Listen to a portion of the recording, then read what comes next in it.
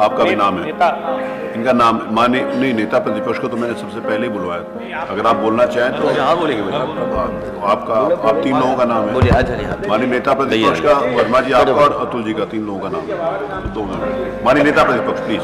अध्यक्ष महोदय, माननीय सदस्य लालजी वर्मा जी ने बहुत महत्वपूर्ण विषय उठाया है और ये महत्वपूर्ण इसलिए बन जाता है कि सामान्य बीमारियों का भी इलाज अस्पतालों में नहीं है और जिस तरह की सूचनाएं हर दिन मिलती हैं और अस्पतालों की जो तस्वीरें देखने को अखबार में मिलती हैं, बड़ा दुख होता है कि जो सरकार ये दावा करती हो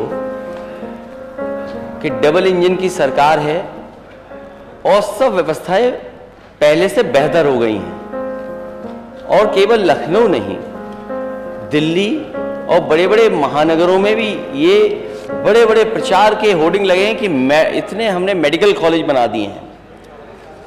अगर सूचनाएं जो मिल रही हैं और डेंगू जैसी बीमारी का जो सरकार इलाज ना करा पा रही हो, वो सपना देख रही है $1 ट्रिलियन इकोनॉमी का, और डेंगू सामान्य बीमारी है कि ऐसी है बीमारी जिसका इलाज नहीं है, ये तो सरकार बताएगी। लेकिन जो सूचनाएं आई हैं, क्या दुख नहीं होता कि आपकी पार्टी के नेता, पूर्व सांसद, उनके बेटे को हॉस्पिटल में एडमिशन ही नहीं हुआ, वो एक अस्पताल से दूसरे अस्पताल और दूसरे अस्पताल के बाद सबसे प्रीमियर हॉस्पिटल या सबसे प्रेस्टिजियस इंस्टीट्यूशन में गए और स्ट्रेचर पे पड़ा रहा उनका बेटा, उसकी जान चली गई। अध्यक्ष महोदय, सरकार ने क्या किया? सरकार अगर जिम्मेदारी समझती तो क्या माननीय सदस्यों की कमेटी नहीं बन सकती थी? जो यहां माननीय सदस्य जीते हुए लोग हैं, ये जो सदन में बैठे, क्या इनकी कमेटी बनकर के नहीं देख सकती थी? यही नहीं, एम्बुलेंस का इंतजार करिए। आप एम्बुलेंस बुलाना चाहते हैं, एम्बुलेंस नहीं आएगी आपके पास। कहो एम्बुलेंस में जान चली जाए। और अगर अस्पताल पहुंच गए तो स्टेशन नहीं है, लोग अपने कंधों में गोदी में रख करके या परिवार के 2 सदस्य लेकर के जा रहे हैं, ये स्थिति है। और अस्पताल में बेड नहीं, 2-2 भर्ती थे जिस समय डेंगू अपने पीक पे, जब डेंगू था तो अस्पतालों में एक बेड पर 2-2 मरीज थे, राजधानी में थे। और अगर राजधानी में यह स्थिति है तो दूसरी जगह क्या स्थिति होगी प्रदेश के किस दूसरे कोने में? जो कहां घूमे, कहां जाए मरीज?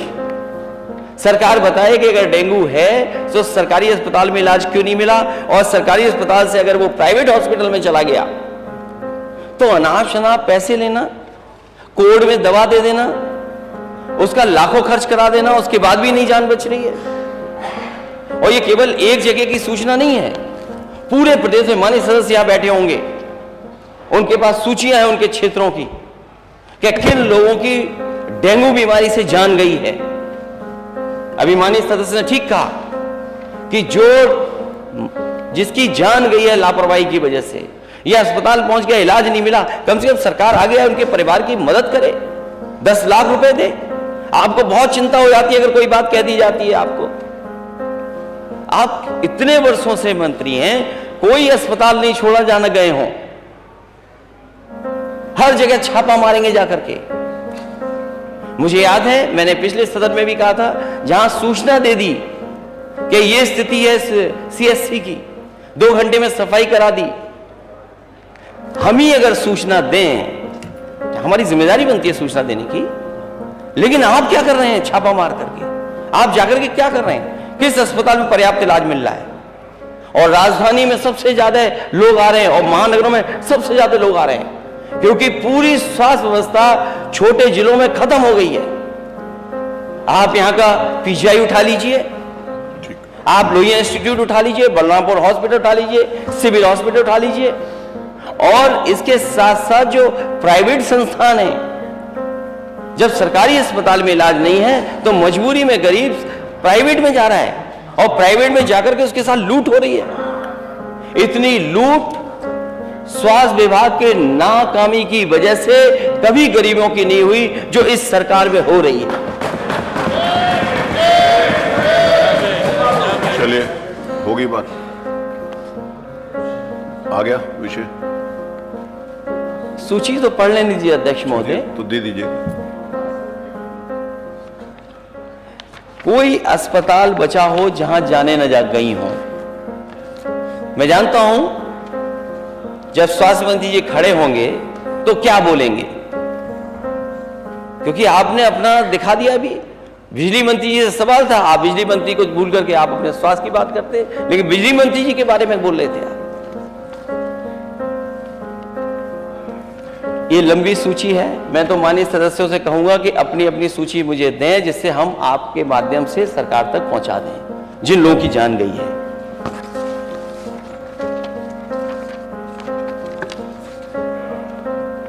मैं सरकार से जानना चाहता हूं, माननीय मंत्री जी बताएं, हालांकि डेंगू का सवाल है, लेकिन एम्बुलेंस क्यों नहीं पहुंच रही?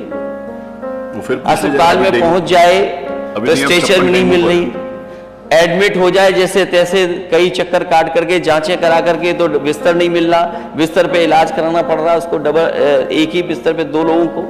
आखिर जिम्मेदारी किसकी थी? इतनी जानों की जाने की जिम्मेदारी किसकी है?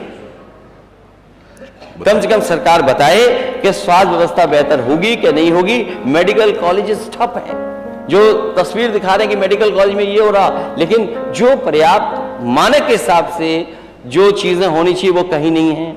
आपकी मशीनें ऑब्सलीट हैं जिन पर डॉक्टरों को इलाज करना पड़ रहा है, जांचें पता नहीं कौन सी हो रही हैं।